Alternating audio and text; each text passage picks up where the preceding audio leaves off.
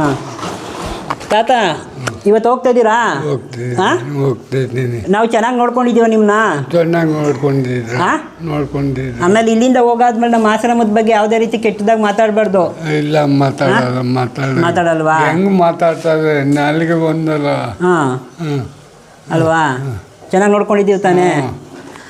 ನೋಡಿ, ಇವ್ರ ಹೆಸರು ರುದ್ರೇಶ್ ಅಂತ. ಬನ್ನಿ ಬ್ರದರ್, ಕಡೆ ಹತ್ರಕ್ಕೆ ಬನ್ನಿ ಸ್ವಲ್ಪ.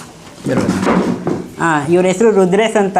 ಇವ್ರ ಜೊತೆ ನಾವು ನಾರಾಯಣ ಸ್ವಾಮಿ ಅವ್ರನ್ನ ಕಳಿಸ್ಕೊಡ್ತಾ ಇದ್ದೀವಿ. ಬ್ರದರ್ ತೊಗೊಳ್ಳಿ. ಇನ್ಮೇಲೆ ಇವ್ರ ಜವಾಬ್ದಾರಿ ನಿಮ್ದಾಗಿರುತ್ತೆ. ಸರಿನಾ?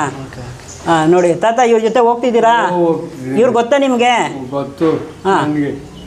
ಆರ್ನಳ್ಳಿ ಕರ್ಕೊಂಡು ನಾನು ಔಷಧಿ ತಗೊಂಬರ್ತೀನಿ. ಇವ್ರು ಎಷ್ಟು ವರ್ಷದಿಂದ ಗೊತ್ತು ನಿಮಗೆ?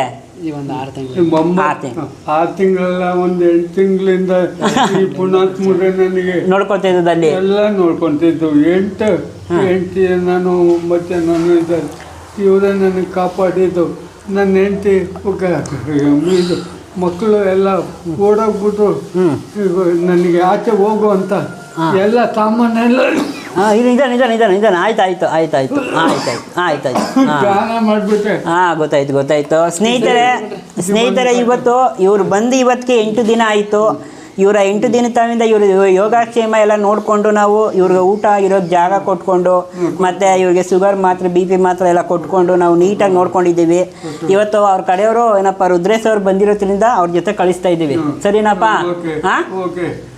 ದೇವ್ರು ಒಳ್ಳೇದು ಮಾಡಲಿ. ಕ್ಷೇಮವಾಗಿ ಹೋಗಿದ್ದು ಬನ್ನಿ.